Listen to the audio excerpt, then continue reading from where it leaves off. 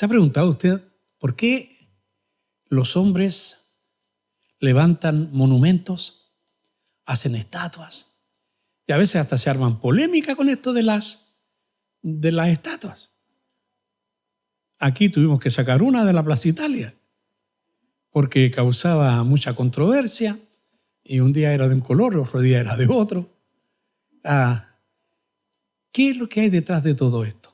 ¿Sabe que en el tema que vamos a tocar hoy día hay una razón, y es la razón que está implícita en el por qué los seres humanos levantan monumentos?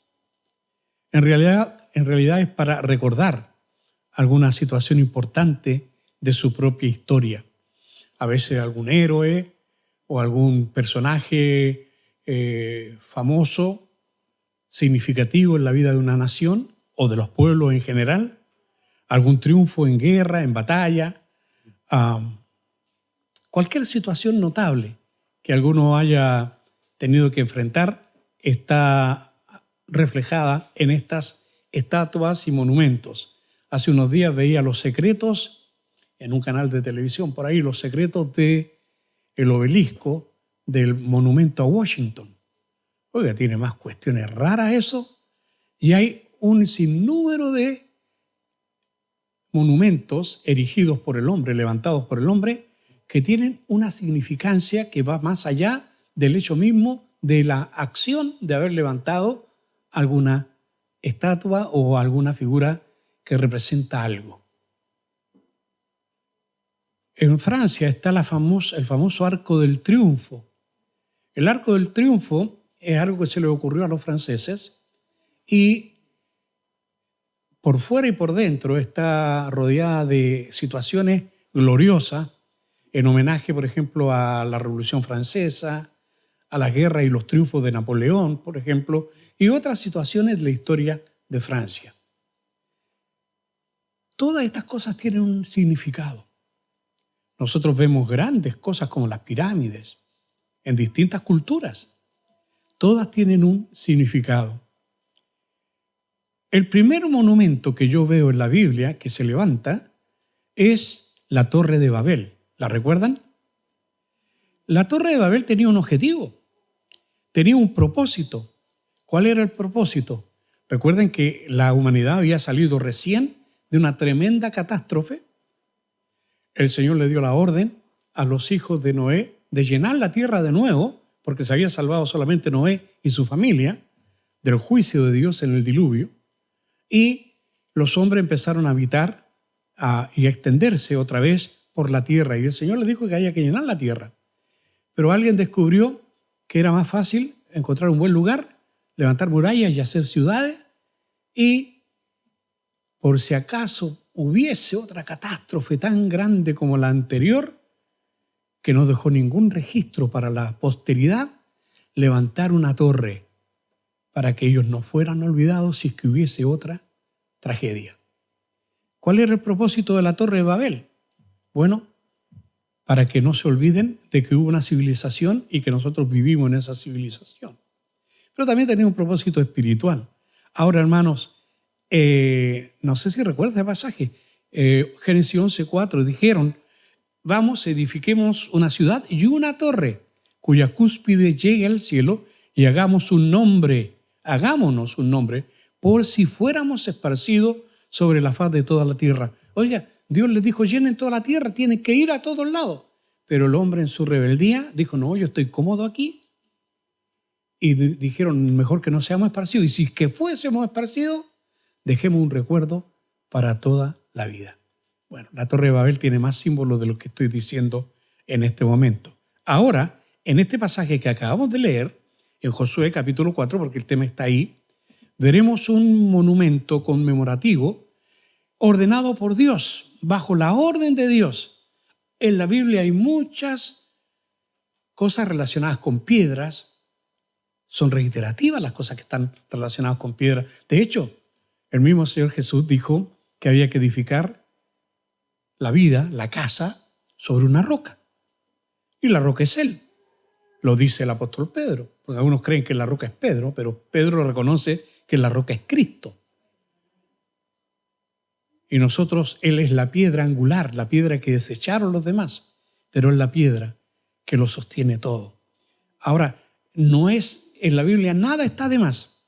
A veces se repiten cosas, pero recuerden que uno de los principios de la enseñanza es la reiteración, sobre todo en aquel tiempo que no había internet, no habían libros tan masivos como ahora, no había esta manera de comunicarnos que tenemos nosotros. Y una de las cosas para recordarla es extensos párrafos aprendidos de memoria. Por eso usted encuentra a veces en la Biblia que se repite una vez, se vuelve a repetir, casi con las mismas palabras, a veces una pequeña diferencia, pero todo es para reforzar lo que ya se había aprendido. Veamos ahora por qué Dios quiere que se levante un monumento o un recuerdo después del paso del Jordán, ahí en Josué capítulo 4, versículo 7. Pero para llegar allá vamos a irnos desde el versículo 1. Es interesante cómo comienza esto.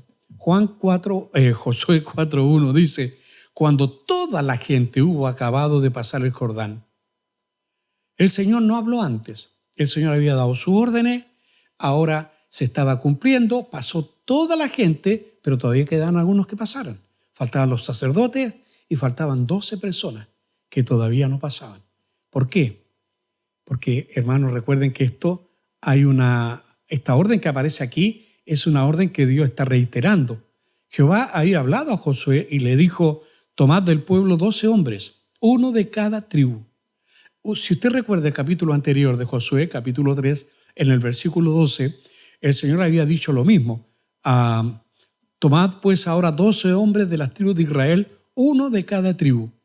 Esta repetición del mandato muestra que ahora, después de la orden, de la preparación que fue 3 días anteriores, ahora llegó el momento de poner en acción. Muchas veces Dios nos dice: haz esto, pero no nos dice cuándo ejecutarlo. Aquí está diciendo esto, hay que hacerlo, y ahora le está diciendo a Josué: este es el momento. De esta manera quiero que se haga. Hermano, a nosotros no nos sirve mucho que Dios nos indique el camino si nosotros nos movemos cuando nosotros queremos. Nosotros debemos movernos cuando Dios nos manda, cuando Dios lo dice. Esto es lo que Josué estaba esperando, no antes. Ahora, en el versículo 3, ya mencioné el 2, estoy en Josué capítulo 4, versículo 3, y mandadles. Esta palabra mandar, demuestra, hermano, aparece varias veces, no me voy a detener mucho ahora porque ya lo mencioné antes en otros mensajes. Esto de mandar está mostrando una línea de mando. Es Dios que le habla a Josué, y Josué le habla a los oficiales, Josué le habla a los sacerdotes, Josué le habla al pueblo, y Josué le habla ahora específicamente a estos 12 hombres que habían sido previamente elegidos. Mandadles diciendo: tomad de aquí, de en medio del Jordán, del lugar donde están firmes los pies de los sacerdotes, 12 piedras, las cuales pasaré con vosotros, y levantadlas en el lugar donde habéis de pasar la noche.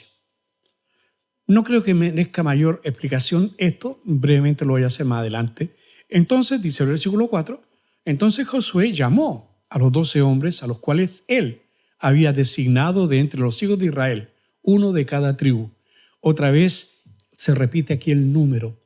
Y yo creo que jamás he explicado mucho la importancia y el porqué de repetir tanto este número que reiteradamente aparece en la Biblia, el número 12. ¿Se ha preguntado usted por qué tanto 12, 12, 12? Los que estudian una pseudociencia, para mí una pseudociencia porque no hay cómo probar realmente si esto es así, que tiene que ver con la numerología, ellos piensan que el número 12 es un orden que indica perfección, organización, orden. Y dicen que en la antigüedad los hombres, estudiando el cosmos, descubrieron que habían 12 constelaciones. Hoy día se conocen como los 12 signos del zodiaco, que duran más o menos un mes cada uno. Entonces hay 12 en el año. Y también tenemos los meses del año, que también sirven para organizarnos en cuanto al tiempo en que se está viviendo. Tiene que ver con eso. Eso es en lo común. Los signos del zodiaco, espero que usted no crea en esas cosas, pero estaban ahí, le servía a la gente en ese tiempo para determinar las estaciones y otras cosas. porque no era solamente algo de astrología, sino que está involucrada la astronomía y otras cosas también. Estaban los 12 signos del zodiaco y los 12 meses del año. Ahora, en la Biblia aparece también este número 12 vez tras vez, muy reiterado. Cuando yo digo 12, de inmediato, si yo le digo relacióname el número 12 con algo en la Biblia, a usted de inmediato se le vienen cosas a la mente. Y no voy a hacer ningún examen ahora, ni se preocupen, voy a mencionar algunas cosas. Por ejemplo, las 12 tribus de Israel. Ahí está. Estoy refiriéndome al Antiguo Testamento. A los 12 pilares del altar del monte Sinaí. No creo que muchos conocen esto, porque cuando leemos la Biblia se pasaba en largo, no creemos que esos detalles sean importantes. Pero se los voy a recordar en Éxodo capítulo 24, en el versículo 4, la segunda parte del versículo está hablando de Moisés, que dice, edificó un altar al pie del monte Sinaí y 12 columnas, según las 12 tribus de Israel. Aquí ya vamos entendiendo algo. Estas 12 siempre está relacionado con Israel, siempre. Pero atención, que en el Nuevo Testamento hay un nuevo enlace. Pero sigamos. ¿Recuerda usted el pectoral del sumo sacerdote? 12 piedras, semipreciosas y preciosas. ¿Qué simbolizaban? Las 12 tribus de Israel. Bien, los 12 panes dentro del lugar santo.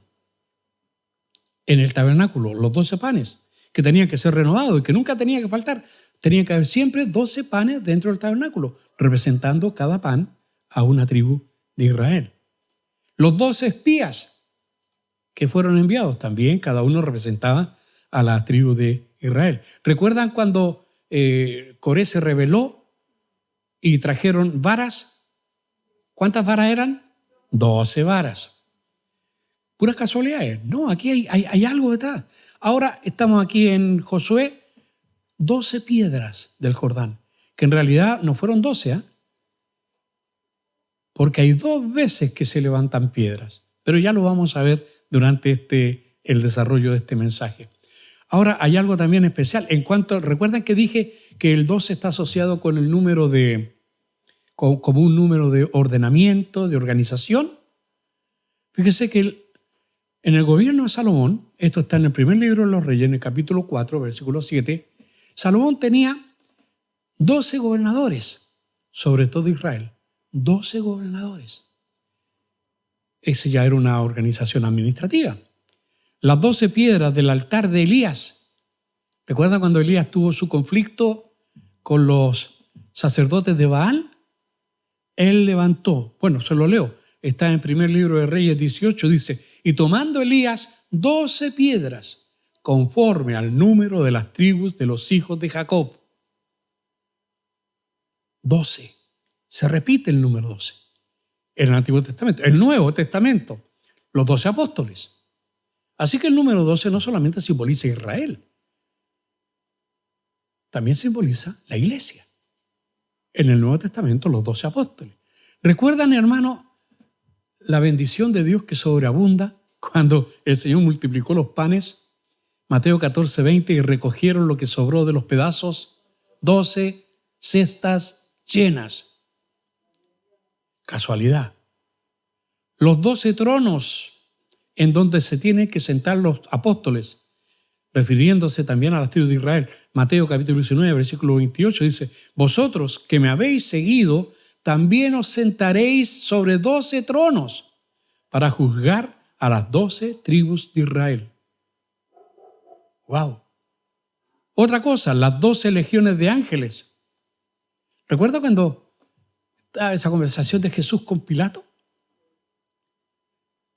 Le dice Jesús, ¿acaso mi Padre no puede enviar 12 legiones de ángeles? Pero que el propósito de Dios no era rescatarlo y el propósito de Cristo no era evadir en la cruz. Él iba a la cruz porque Él era el Cordero de Dios que quita el pecado.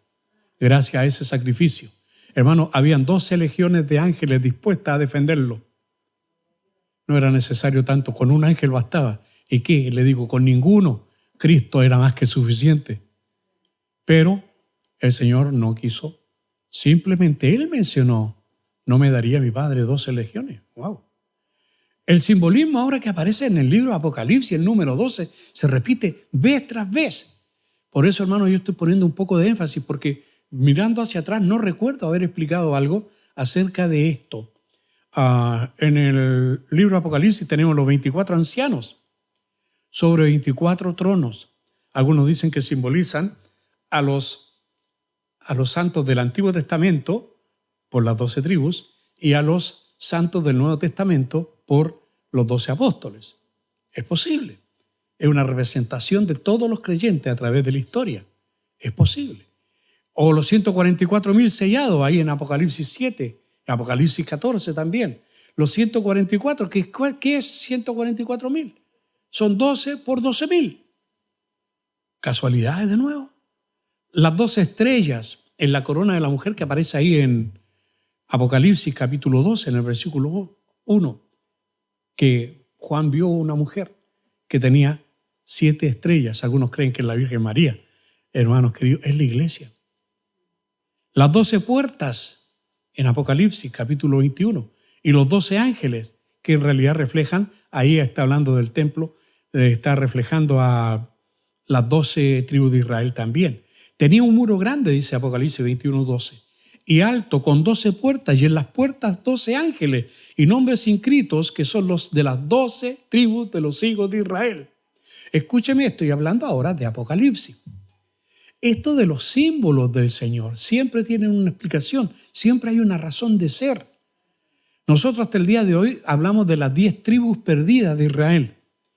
Qué curioso que en todo lo que es profético hacia el final de los tiempos no hay más 10 tribus perdidas. El Señor aún en la Nueva Jerusalén, aún está mencionando que estará representada las 12 tribus. Dios sabe, Dios conoce y ya eso a los ojos de Dios no es problema. Para el hombre estarán perdidos las 10 tribus, para el Señor no. Las 12 piedras del fundamento de la Nueva Jerusalén, y en ella, como ya dije, el nombre de los 12 apóstoles. Ahora están los 12 apóstoles. ¿Qué quiere decir? Que a través de toda la historia, el Antiguo Testamento y el Nuevo Testamento, todos los que han creído y que en el fondo han sido salvos por la sangre del Cordero, porque lo que se sacrificaba en el Antiguo Testamento en cuanto a la ley, lo hacían en relación, sin saberlo ellos, en relación a que Cristo estaba, el Señor estaba poniendo esos pecados en la cruz de Cristo. Igual como hace con nosotros, pone nuestros pecados en la cruz de Cristo. Bendita salvación que el Señor nos ha otorgado. Por eso, hermano, es tan terrible ver cómo el mundo desprecia el nombre de Jesús. Es tan terrible ver cómo cristianos no defienden el honor, la honra y la gloria del Padre que nos salvó y del Hijo que fue enviado para darnos la vida eterna con un tremendo sacrificio, y lo desprecian y no le obedecemos y no hacemos lo que Él dice y lo llamamos Señor, Señor. Oye, tenemos harto que aprender de estas 12 piedras, porque de ahí partió esto, las 12 piedras del Jordán. No soy yo, porque así suena mi celular también. Las 12 puertas de perla, los 12 frutos. Encontré esto también, los 12 frutos en la Nueva Jerusalén. ¿Recuerdan el pasaje de Apocalipsis? Ya estamos casi al final de Apocalipsis. Apocalipsis 22:2, el árbol de la vida que produce 12 frutos, dando cada mes. ¿Cuántos meses hay? 12. Cada mes da su fruto. Y las hojas del árbol eran para la sanidad de las naciones. ¿Habrá naciones en el milenio? Claro que sí. Y habrá un árbol con 12 frutos. ¿Por qué se repite tanto el 12?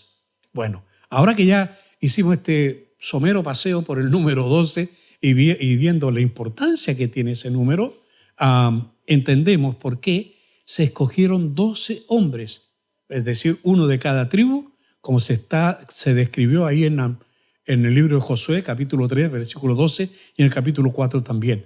Tenía un solo propósito: sacar las piedras del cauce del río Jordán. ¿Desde dónde? No de cualquier parte, donde los pies de los sacerdotes estaban parados. Y luego llevar estas piedras a Gilgal, que fue el primer campamento en la tierra prometida, para recordar siempre el milagro del Jordán, el cruce del Jordán. La mayoría de las veces, en la mente colectiva de la humanidad, tenemos el recuerdo del cruce del Mar Rojo. Y el cruce del Jordán como que no lo recordamos tanto. Bueno, el Señor dice Quiero que lo recuerden. Fíjese que cuando cruzaron el Mar Rojo no recogieron ninguna piedra de abajo. No hicieron ningún monumento. Pero ahora cuando cruzan el Jordán hay un monumento. ¿Por qué? ¿Cuál es la diferencia? Hermanos, es interesante, pero para mí muy interesante. El Señor sacó a Israel de la esclavitud con señales y milagros, 10 plagas, ¿recuerdan? Y lo saca y separa definitivamente a lo que era Egipto y lo que era la promesa, lo separa en el Mar Rojo, cuando el ejército egipcio es eliminado. Pero ahora, después de 40 años, cuando entran a la nueva tierra, hay otro obstáculo de agua. Recuerde que en simbolismo, hermano, el agua representa a las naciones en el lenguaje profético. Otra vez hay una separación. Ellos dejan un lugar y entran a otro, a la tierra prometida. Ahora, estas piedras que se sacan de ahí se iban a convertir en un memorial, en un monumento para recordar la poderosa mano de Dios y el milagro grande que había hecho a favor de su pueblo. Voy a llegar al versículo 5, si alguien está siguiendo esto en Josué 4. Y le dijo Josué: pasad delante del arca de Jehová, vuestro Dios, a la mitad del Jordán, y cada uno de vosotros tome una piedra sobre su hombro. No era una piedrecita para andarla trayendo ahí. No era un camote chiquitito así de piedra. No era un peñasco. No era una piedrita. Tiene que ser una roca. Y yo creo que entre estos que pasaron a recoger esas piedras del fondo del río, yo creo que hasta se miraron unos a otros, ¿quién se la puede más? ¿Quién saca la piedra más grande? Y ahora yo uso mi imaginación ahí, porque eso no está en la Biblia, hermano. Pero ahí tratando de tomar la piedra y aquí arriba. Y pasar hasta el otro lado del Jordán, en seco. Tome una piedra sobre su hombro, conforme al número de las tribus de los hijos de Israel, para que esto, y esto es Dios el que le está diciendo, para que esto sea señal entre vosotros. Y cuando vuestros hijos preguntaren a sus padres mañana diciendo: ¿qué significan estas piedras? Cuando vuestros hijos preguntaren a sus padres mañana. Interesante. Mañana.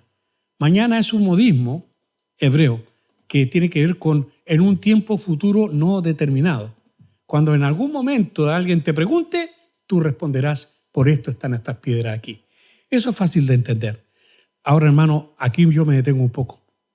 La formación espiritual de los padres a sus hijos es un tema absolutamente recurrente, repetido en los escritos de Moisés y en la Biblia en general.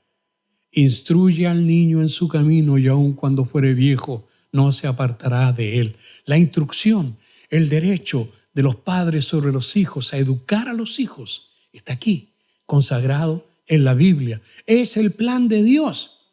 Pero en el día de hoy, hermanos, los hombres tienen otros planes y los hombres saben que si dejan que los niños sean enseñados por padres piadosos, jamás van a aceptar el modelo que el mundo está proponiendo. Por eso el mundo anda como anda, porque hay todo una especie de, no es que yo sea conspiracionista, no, pero hay todo un proceso detrás. Alguien está haciendo su propio plan. Bueno, Dios tiene un plan, y en el plan de Dios está dar cierta licencia, pero llegará el día, y es pronto, que estas cosas van a cambiar. Pero mientras tanto, hermanos, era la obligación de un padre hebreo enseñar a sus hijos. Y mira la forma en que lo hace, hermano. Esto no es aquí nomás. Éxodo 12:26, ¿recuerdan? Hay que repetir y repetir a los hijos lo que Dios ha hecho antes. Hoy día los padres no se preocupan de enseñarle a los hijos. De hecho, yo he escuchado algunos proyectos de ley de que los padres no deben decirle nada a sus hijos acerca de religión, porque cuando ellos sean grandes, ahí que decidan. Oye, ¿sabe usted qué va a decidir un niño que nunca escuchó hablar de Dios? Que en la escuela y desde la enseñanza del jardín infantil le están diciendo que no hay Dios y le están diciendo que las cosas son de esta manera, o sea, de la manera en que el hombre lo ve. ¿Qué cree usted? ¿Qué opción tiene de conocer a Dios? Ninguna. Por eso esto de enseñar a los hijos no es una orden al Estado, es una orden a los padres, no es una orden a la iglesia, es una orden a los padres. Algunos pueden decir, ay, que en la iglesia, en la escuela dominical no les enseñan a los niños. Escúchenme, aunque no esté en la escuela dominical. En la iglesia primitiva no había escuela dominical, hermano. Pero habían papás. Siempre hay padres. Y es deber del padre enseñar al hijo. Y también es deber del padre enseñar su propia historia. Porque esto es lo que está aquí. Tus hijos te van a preguntar qué significan estas piedras. Hermano, ¿qué hubiera pasado si ellos no sacan ninguna piedra? Si pasan colado el Jordán y punto y se acabó la historia. ¡Ay, qué bonito lo que el Señor hizo! Se murieron ellos y se acabó la historia. Pero ahora, por causa de esas piedras, alguien en algún momento puede preguntar, ¿y esas piedras por qué están ahí?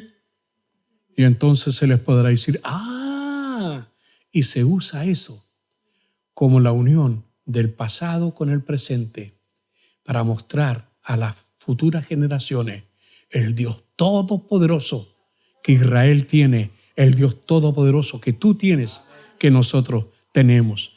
Hermanos, recuerden Deuteronomio, no sé si lo podemos poner, Deuteronomio 4:9. Me gusta este pasaje, porque esto reitera lo mismo.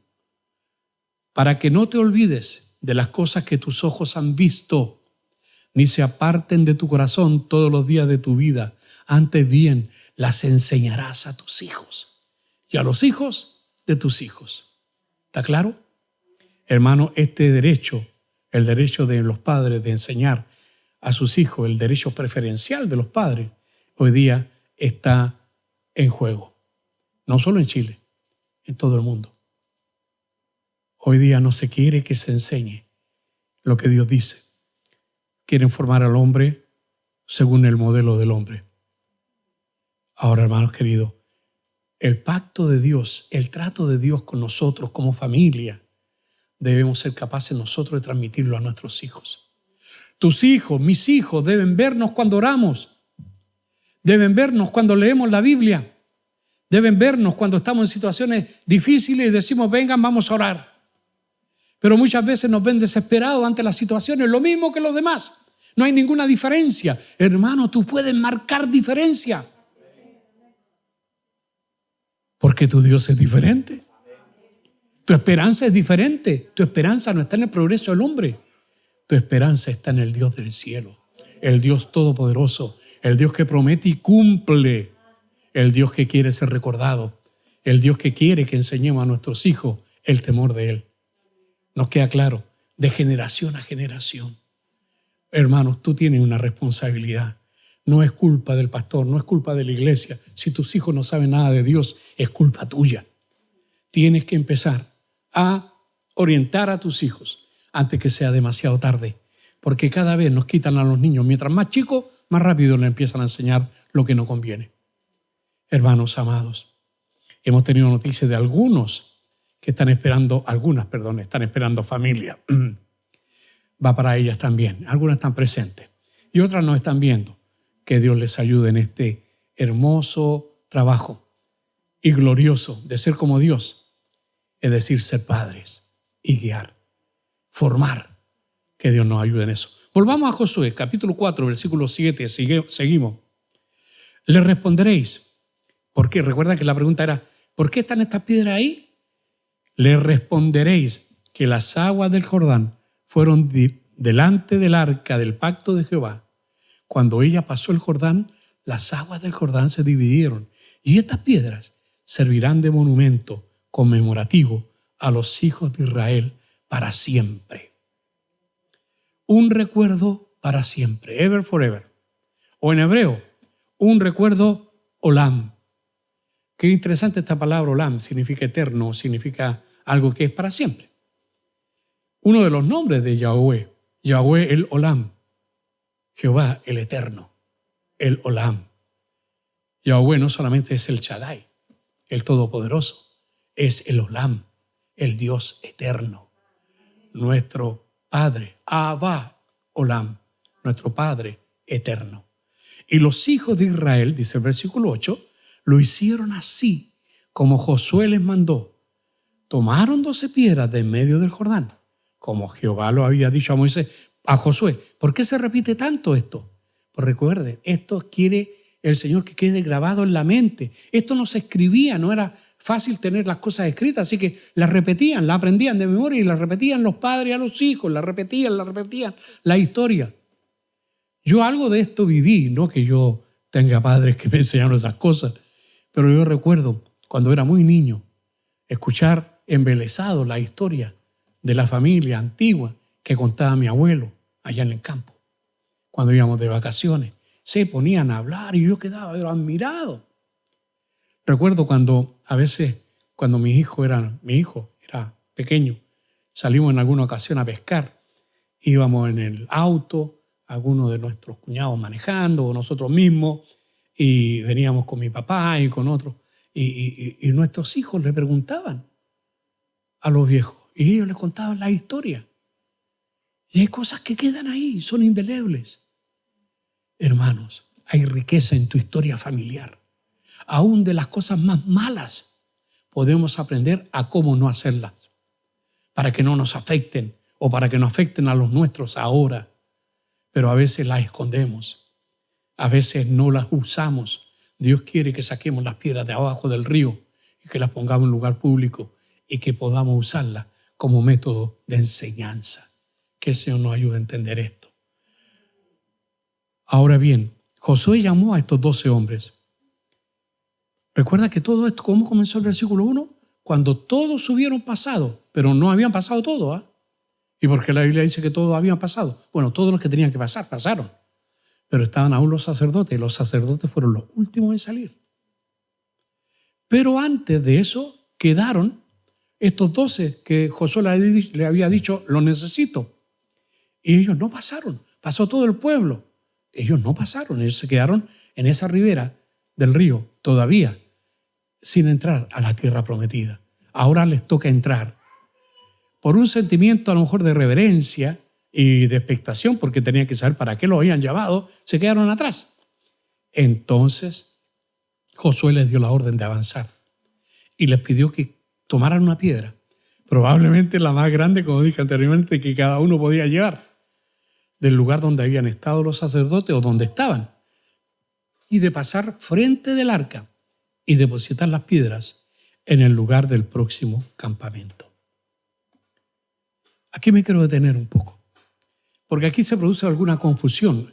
Hasta aquí estamos ya en el versículo 8. Hay 12 piedras que se sacan del río Jordán como memorial para levantar un monumento. Yo me encontré con la sorpresa estudiando todo esto que algunos eruditos afirman que aquí hay 2 relatos distintos, que la Biblia está equivocada porque uno dice una cosa y otro dice otra. Aquí no hay ningún error. Hay 2 relatos que se complementan porque son 2 cosas distintas. Hay 2 relatos distintos del mismo acontecimiento, pero en realidad hay 2 montones de piedras distintos. Hay un montón de piedras que se saca del río y hay otro montón de piedra que queda en medio del río. No sé si cuando usted lo leyó se dio cuenta de esto. El propósito de llevar las 12 piedras a Gilgal. ¿Para qué? Para que fuesen un permanente recuerdo, como un monumento a los israelitas del milagroso paso del Jordán.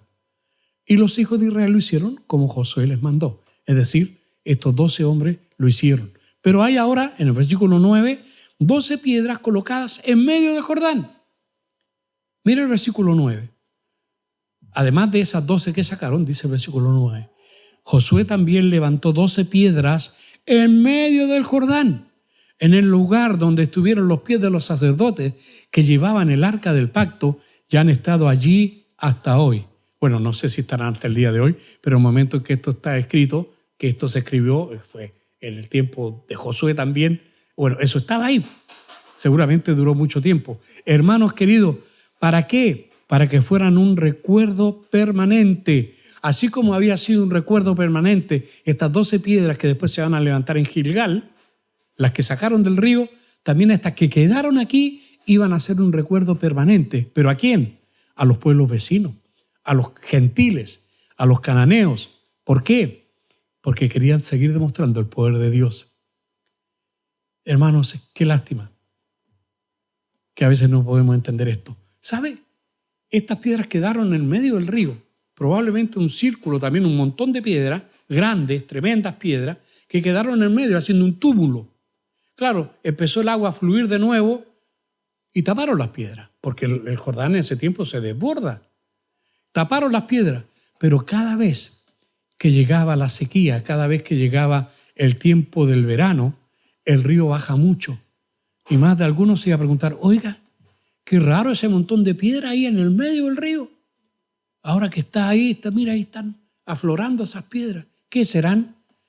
El Señor lo dejó ahí como una muestra, no solamente a su pueblo, sino al que quiera ver el poder de Dios. Dios hace milagros y Dios lo demostró.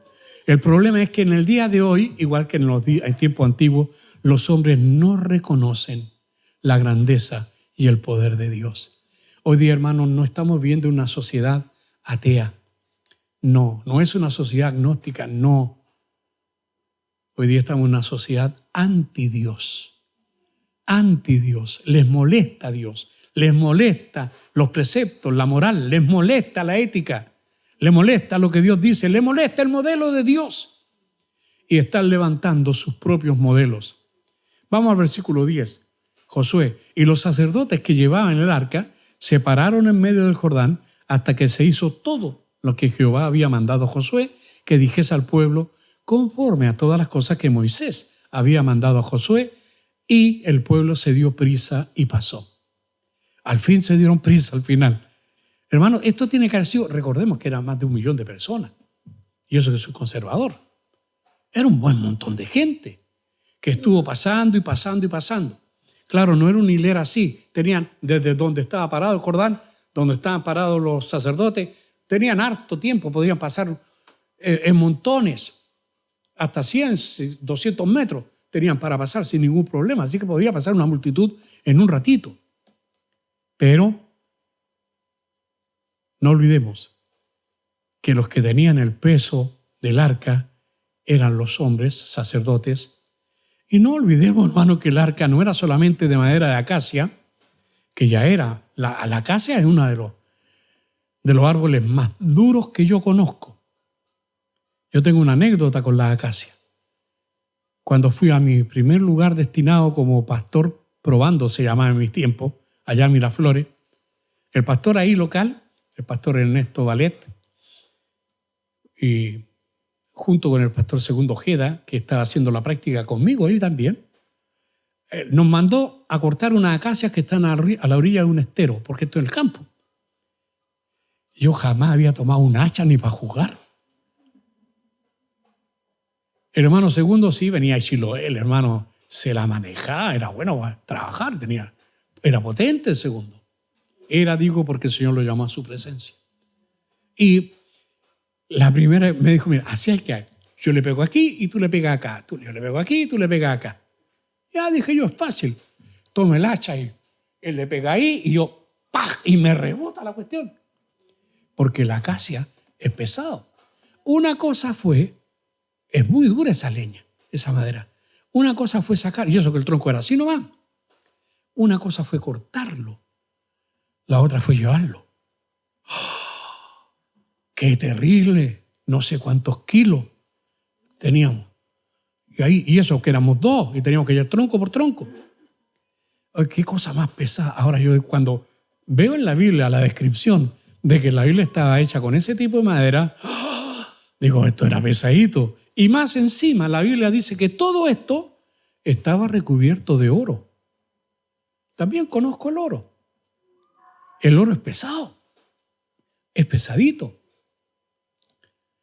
Yo me imagino los pobres sacerdotes, una patita después la otra, ahí jugando al elefante con el arca todo el rato, que se demoran cuando van a pasar. Y más encima cuando pasaron todos, al fin, y Josué dice, no, ahora vengan a buscar las piedras. Y una vez que sacan las piedras, dicen, no, un momentito, ahora hay que hacer un montón en medio del río. Ya, pues córtenla, pues, cortémosla. Bueno, al fin salieron. Yo lo hago así, hermano, ¿sabe para qué? Para que recordemos que no todo fue fácil y que en esa obediencia de los sacerdotes y de todo el pueblo había bendición. Aunque sea difícil, aunque sea pesado, vale la pena obedecer a Dios. Vale la pena. Aunque nos pese, vale la pena. Ahora, hermanos, los sacerdotes cargaban el arca del pacto. No olvidemos que estaba cubierta de oro. Menos mal que la gente al final se apuró. Por eso me gusta el versículo 10 como termina. Y el pueblo se dio prisa y pasó. Ya, ahora nos apuramos. Y ya estaban al otro lado.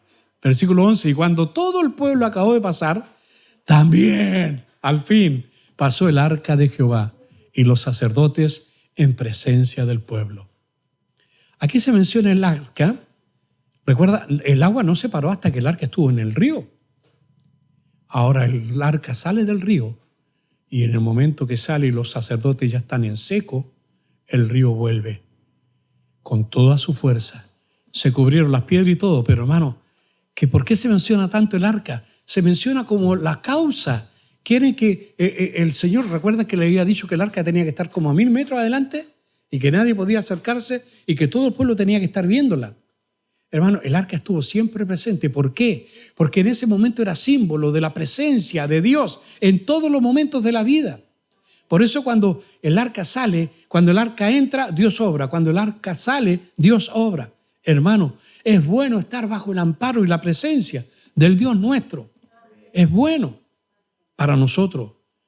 Ella fue la primera en moverse. Cuando el arca se movió, el pueblo se movió. Ahora ya estaban al otro lado. Hermano, yo no sé, habrán llorado algunos judíos. Tanto sufrimiento, años de esclavitud, cientos de años de esclavitud en Egipto, 40 años de peregrinar en el desierto y ahora al fin, en casa.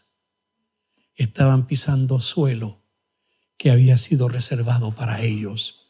Tierra santa, tierra prometida por Dios a Abraham, ahora era de ellos. Al fin, hermanos míos, hay todo un simbolismo en esto de poner los pies sobre algo. No voy a meterme en eso porque yo me entusiasmo y empiezo a explicar otras cosas. Pero, hermano, hay algo importante. Algún día lo voy a tocar también. Versículo 12. También los hijos de Rubén y los hijos de Gad y la media tribu de Manasés pasaron armados delante de los hijos de Israel, según Moisés les había dicho. Sigo con el 13. Como 40,000 hombres armados, listos para la guerra, pasaron hacia la llanura de Jericó delante de Jehová. Los hijos de Rubén y los hijos de Gad y la media tribu de Manasés, estas tribus, hermanos, tenían ya su posición y su porción de la herencia de lo que Dios les había otorgado al otro lado del río. Ellos ya estaban en lo suyo, pero habían prometido que iban a luchar con sus hermanos y lo estaban cumpliendo. Hermanos, esto nos recuerda también a nosotros. Cuando prometemos cosas a Dios, debemos cumplirlas. Estos estuvieron dispuestos. Ya podrían haber dicho, nos quedamos acá. Ya vayan ustedes y ganen, que les vaya bien, chiquillos. Ellos fueron y cumplieron. Como 40,000 hombres. ¿Sabe? Menos mal, el ejército era grande, los que tenían las dos tribus y la media tribu de Manasés. Eran grandes. Porque pasó, calculan algunos historiadores, 1/3. Los otros 2/3 quedaron con la tierra, cuidando a las familias que se establecieron al otro lado antes de cruzar el Jordán. Hermanos queridos, ellos querían que sus hermanos tuvieran la misma bendición que ellos ya tenían. Ay, si pudiéramos entender este ejemplo, hermano. Tú tienes la bendición de conocer a Dios. Tenemos la bendición de caminar con Él. Tenemos la bendición de hablar con Él. Hermano, ¿y qué del otro? ¿Qué hay del otro? Rubén, Gad y Manasés ya lo tenían, pero querían que otros lograran el triunfo como ellos. Querían que sus hermanos también conquistaran la tierra. Hermano, si tú has subido algunos peldaños en tu vida de edificación, ayuda a tu hermano a subir contigo para que tenga la misma bendición que tú tienes. Versículo 14. En aquel día Jehová engrandeció a Josué a los ojos de todo Israel y le temieron como había temido a Moisés todos los días de su vida. Aquí me gustó que apareció esta palabra, le temieron, temer. Y le temieron. Este es uno de los mejores versículos, creo yo, de toda la Biblia, para encontrar el verdadero significado de la palabra temor o temor, el temer. En hebreo es la palabra yaré o la palabra, me gusta más esta otra forma, yirá. Esta palabra indica temor de algo o de alguien. Se usa en el sentido de reverencia, en el sentido de respeto. Esto, hermano, nos permite entender lo que significa cuando leemos que debemos tener temor de Dios. Tener reverencia y temor de Dios. no ser irreverente. No significa andar así, ay, ¿qué me va a hacer Dios? Sino que honrar su nombre. Honrar su nombre. Dice el versículo 15, luego Jehová habló a Josué diciendo, manda a los sacerdotes que llevan el arca del testimonio que suban del Jordán. Esta palabra arca del testimonio, ¿por qué le pusieron este nombre? ¿No era el acta del pacto? Bueno, hermano, el testimonio se usa solamente para referirse a Dios y alude a las 2 tablas de piedra que estaban dentro del arca. ¿Qué es el testimonio? La ley de Dios. A la ley y el testimonio, ¿lo han leído alguna vez? Testimonio y pacto a veces se usan indistintamente. Estoy en el versículo 17. Y Josué mandó a los sacerdotes diciendo, subid del Jordán. ¿Por qué tenía que mandarlo? A mí me llama la atención. Ningún sacerdote reclamó ni dijeron, pues ya pasaron todo y nos dijeron que cuando pasara el último salíamos nosotros. No, ellos se quedaron ahí hasta que Josué dijo, ahora sí. Sería bueno para los pastores tener iglesias tan obedientes, pero hermano, la obediencia es al Señor. Josué manda lo que había recibido. No era algo que él estaba imponiendo, era algo que él recibió. 18. Y aconteció que cuando los sacerdotes que llevaban el arca del pacto de Jehová subieron de en medio del Jordán y las plantas de los pies de los sacerdotes estuvieron en lugar seco, las aguas del Jordán se volvieron a su lugar, corriendo como antes sobre todos sus bordes. Recuerda, cuando los sacerdotes, antes de pasar el Jordán, llegaron, eso lo vimos en un mensaje anterior, tocaron el agua, las plantas de ellos estaban en el agua, el río se detuvo. Ahora, cuando salieron, el río siguió su curso. Casualidad, dirá alguno. Sincronización, digo yo. Es Dios, todopoderoso. 19. Y el pueblo subió del Jordán. Y aquí viene un dato interesante. El día 10 del mes primero, y acamparon en Gilgal, al lado oriental de Jericó. ¿Qué nos dice? Aquí hay un dato, el día 10 del mes primero. El primer mes es Aviv, o para muchos más conocidos como Nisan. Aquí se refiere al comienzo de la primavera. Para nosotros comienza, eso es marzo, abril. Para nosotros comienza el otoño. Allá comienza la primavera. Era exactamente, hermano, en la misma época de la Pascua. 4 días antes de la Pascua. Porque la Pascua es el 14 de Nisan. O el 15. Pero como comienza para nosotros el 14 en la noche. Hermanos, aquí tenemos algo muy especial. ¿Sabe? No creo que es casualidad, porque el pueblo entró a la tierra prometida justo en la misma fecha que en un futuro mucho más adelante, el mismo día en que los sacerdotes del tiempo de Jesús decidieron que había que matarlo. En la ley, es el mismo día que según la ley de Moisés se tenía que apartar el Cordero Pascual. Esta providencia maravillosa de Dios había dispuesto que la entrada a la tierra prometida fuera el mismo día en que comenzaba la preparación de la fiesta de la Pesaj, de la Pascua. Hay un paralelo increíblemente deliberado por Dios. Y Josué, dice el versículo 20, erigió, es decir, levantó en Gilgal las 12 piedras que habían traído del Jordán. La palabra Gilgal, a propósito, significa círculo o, según otros comentaristas, círculo de piedras. Y parece indicar que las 12 piedras podrían haber estado en un círculo, en un montón, o haciendo un círculo y haciendo una señal. Hasta el día de hoy no están muy seguros los geógrafos y los arqueólogos dónde estaba ubicado Gilgal. El historiador judío Flavio Josefo dice que estaba a 8 kilómetros desde el río y como a 2 kilómetros desde Jericó, en el medio. Ahí se establecieron. A 2 kilómetros de Jericó se establecieron los judíos. 21, estamos acercándonos al final. Y habló a los hijos de Israel diciendo, ¿cuándo mañana preguntaren vuestros hijos a sus padres y dijeren, ¿qué significan estas piedras? ¿Sabe que hay aquí una lección objetiva? ¿Recuerda lo que es una lección objetiva? Cuando yo tengo algo que grafica, que muestra una verdad espiritual. Eso es una lección objetiva. Esto es una lección objetiva. Estas piedras estaban ahí para que alguna vez, si los hijos preguntaran, se les explicara lo que Dios había dicho. Como recuerdo, la Pascua, la Pesaj, también son recordativas. Y la Santa Cena también es un recuerdo. Hay un símbolo. El bautismo, muertos y resucitados con Cristo. Hay un símbolo. Este es un principio de Dios. Esto de lecciones objetivas con cosas que queden en la mente y que impresionen el corazón. Versículo 22. Declararéis a vuestros hijos diciendo, Israel pasó en seco por este Jordán.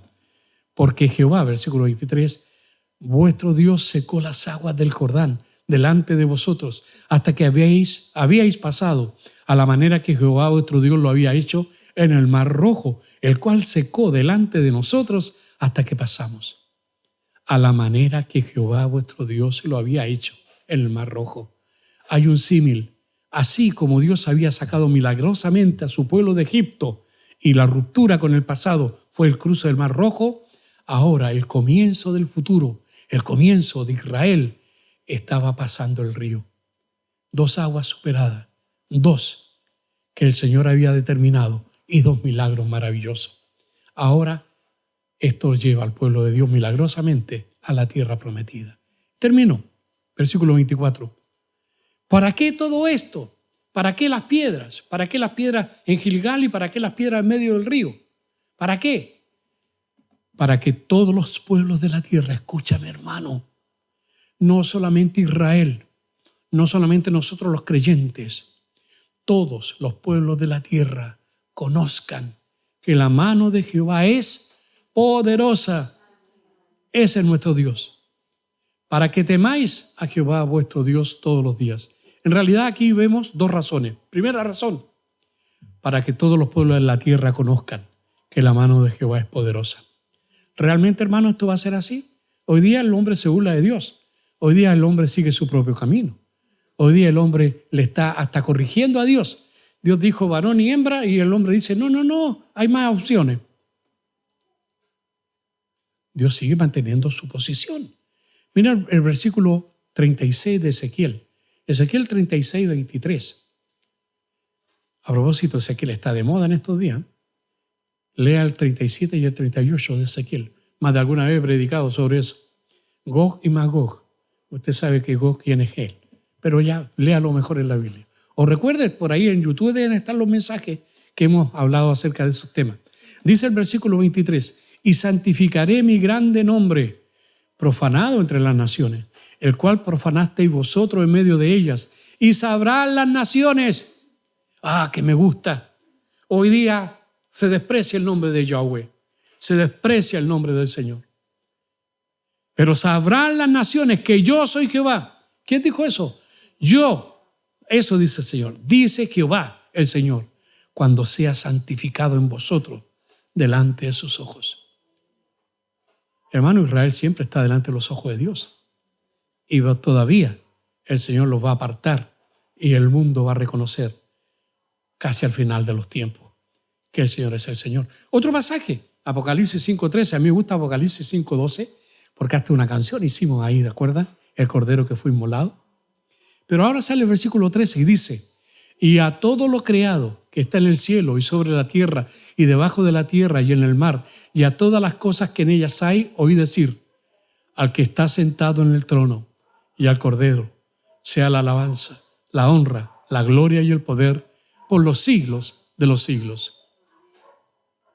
2 razones por las que se dejó este recordatorio, para que los hombres al fin reconozcan que hay un Dios todopoderoso y tendrán que rendirle cuenta. Y ya viene el juicio de las naciones. Y segundo, para que nosotros, para que temáis a Jehová, vuestro Dios. Aquí está hablando de algo íntimo, vuestro Dios. O sea, el Dios que ya conoces. No solamente hay que conocerlo, hay que temerle. Es decir, reveréncialo, sírvelo, adóralo. Ya vimos el verbo yirá. Es una obediencia en servicio, temor de algo, de alguien, reverencia, respeto. Termino con un pasaje. Primera carta de Pedro, capítulo 2, versículo 5. A propósito de piedras, ¿sabía usted que también usted es una piedra del Jordán? No, a veces tenemos la cabeza de piedra, pero... O el corazón de piedra. No, ¿de dónde estos tres que me acuerdo? Pero miremos el versículo 5, dice, vosotros también, everybody, ayúdame a leer, vosotros también, como piedras vivas, sed edificados como casa espiritual y sacerdocio santo, para ofrecer sacrificios espirituales aceptables a Dios por medio de Jesucristo. Hermano, como piedras vivas, que es el título que el Señor nos da aquí en 1 Pedro 2, como piedras vivas también somos una señal del poder de Dios. Todavía me encuentro con amigos del pasado, pero de mi pasado más remoto. No pueden creer que yo sea pastor. ¡Tú! No lo pueden creer. Claro, hermano, yo fui ateo, ellos me conocieron así. Qué grande es la misericordia, la gracia de Dios. Tú también tienes tu testimonio. ¿Recuerdas? Las piedras fueron levantadas como testimonio. Tú eres piedra de testimonio. Somos piedra de testimonio. Así que, hermano, no hay que ponernos en un lugarcito ahí. El Señor nos quiere a la vista de todo. Y que alguien pregunte, oye, ¿por qué eres así? ¿Por qué eres así tan piedra? No, ¿por qué eres así como eres? Y entonces poder decirle, Dios me ama e hizo algo grande en mi vida. Hermano, hoy día es primer domingo, tenemos la cena del Señor. También, hermano, la cena del Señor la hacemos en recuerdo. Nos dijo el Señor Jesús, haced esto todas las veces que la bebiereis en memoria de mí. Están las piedras para recordar al pueblo el poder del Dios que los pasó de la esclavitud a la libertad y de la libertad a la posesión efectiva de la tierra que Dios les prometió. Hermanos, nuestro Cristo es la promesa final. Y en memoria de Él, nosotros también debemos ser testigos de Cristo. Pero recibiréis poder cuando haya venido sobre vosotros el Espíritu Santo. Y me seréis y me seréis testigos en Jerusalén, en toda Judea, en Samaria y hasta lo último de la tierra. Y aquí, ahora, en este país llamado Chile, lo último de la tierra, usted y yo somos piedras vivas, testigos de Cristo. Que Dios te bendiga. Tú pasaste el Mar Rojo con Cristo. Tú cruzaste el Jordán con Cristo. Ahora brilla para Él. Sé testigo para gloria de su nombre y para paz de tu corazón. Vamos a orar. Mi amado Padre, en el nombre de Jesús, ayúdanos, Señor, a ser hacedores de la palabra, a completar, Señor, esto que hemos recibido, a seguir meditándolo en nuestro corazón. Señor, queremos caminar en temor de ti, en temor reverente. Queremos caminar, Señor, reconociendo tu brazo, tu mano todopoderosa, y queremos ser testigos, como esas piedras que se levantaron en Gilgal. Así queremos ser testigos de la obra de Cristo en nuestros corazones. Gracias, Señor. Que nuestra luz no se apague. Ponnos, Señor, en alto y no debajo, para que alguien pregunte por qué y podamos explicar como una lección objetiva lo que tú has hecho en nuestra vida. Te adoramos, Padre. Completa tu obra en nosotros. En el nombre de Jesucristo te lo pido. Amén, amén y amén. Que Dios bendiga sus vidas. Amén.